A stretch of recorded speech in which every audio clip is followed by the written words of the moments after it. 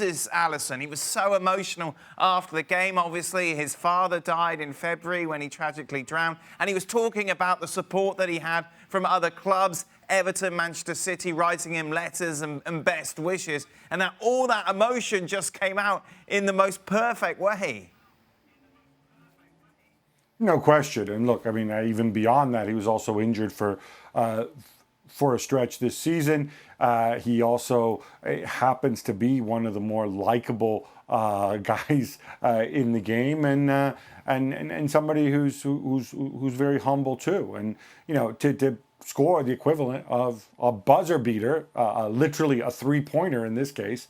Sorry if I make some metaphors here. You know, and one that, as Stevie said, you know, keeps Liverpool's hopes very much alive. It's not 100% in their hands because, you know, Leicester could lose to Chelsea and Liverpool could win out, and then Leicester win the final game by a bigger margin and somehow turn it around. But it is, you know, 98% in their hands at this stage. And that is really a tremendous turnaround and very important for this club as well, given, you know, some of the financial losses that they've suffered as well. Let's go into that in a little bit more detail then, shall we? Taking a look at how things stand. According to the bookies, Liverpool are the favourites to qualify for the Champions League. It's then between Chelsea and Leicester, of course, face off on Tuesday. As Gab rightly said, because it's goal difference in England that separate the sides, you could see a possibility where, for example, Leicester go into the final game of the season against Spurs, beat them 7-0, and Liverpool can only beat Crystal Palace 2-0, and therefore on goal difference it'll be Leicester who will qualify. But overall, in general, without those kind of anomalies, you would say Liverpool do have it in their own hands. Stevie, before Alisson scored, I text you saying you were right, because you said there's no way Liverpool are going to win these remaining 3 matches. Has what happened now? 4? Yeah, well, indeed. Like, where do you stand mentally now?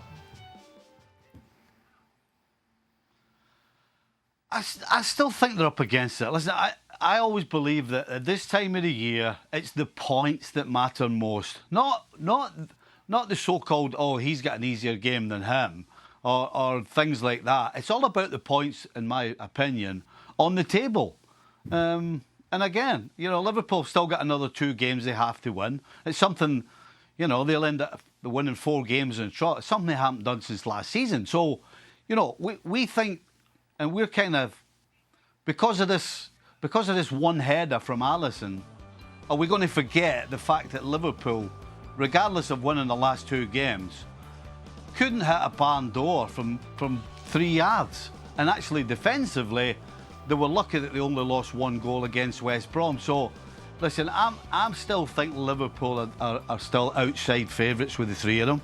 Wow. Because the other 2 have got points on the board. And that's what I believe, honestly. Gab, why are you pulling a funny face?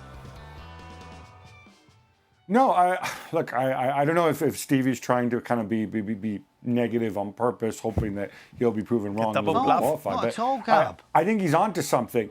No, I think you're right, because look, Burnley, you don't know what you're going to get, and you know we've seen them before. They put 8 guys in the 6-yard box, and it can turn into a very, very long afternoon if they so choose. And Palace, you know, you have all those individuals who could just decide to turn it on. You know, they could just as easily be on the beach and Liverpool beat them 9-0, as I think they might have done once before. Or all of a sudden, you know, it's the ghost of Roy Hodgson coming back to haunt Liverpool, and bad things happen, like they happened the last time he was around the club. So there are so many twists and turns there, and worst thing Liverpool could do would think, oh yeah, you know, now it's in control. I think there's no chance that club is going to allow that to happen. Jack, what were you looking at in your phone? What research were you doing then? What? I thought you were looking at a point you were going to make. No, nothing in particular, but just kind of remind myself of what's to come. And the truth is, you understand why the bookies have Liverpool as favourites to go up, given their remaining games. And more to that point, given who Leicester have, playing Chelsea, and then Spurs, who are still competing for a Europa League spot themselves. But despite the euphoria around the win and the Alisson header, this is a Liverpool team that, despite the amount of possession they had, kind of struggled against West Brom and weren't that convincing. And though on paper you look at those games, you see Burnley, you see Crystal Palace, and you think, surely Liverpool are going to win both of those. Neither of them are to be taken for granted, especially Burnley and how physical they are and how poor Phillips and Williams looked at the back against West Brom. Those are the things that kind of have me understanding why Steve is as kind of negative as he is, because nothing about Liverpool's football says top four. The reason we feel that, or the bookies feel that, is because of the fixtures, not the football. It's interesting that Gab started by saying you don't know what you're going to get with Burnley.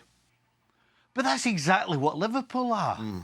And so that's why I don't understand how Liverpool can now be put as favourites, because you don't know what you're getting when they step on the field. Like 14 or 15, maybe even 16 other teams in this league. It's a toss of a coin, honestly.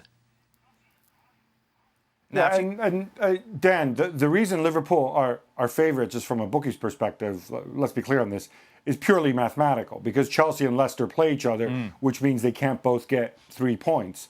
It's not that all of a sudden the bookies are convinced that Liverpool are the third best team in the Premier League. Thanks so much for watching ESPN on YouTube. And for more sports highlights and analysis, be sure to download the ESPN app. And for premium content and live streaming, subscribe to ESPN Plus.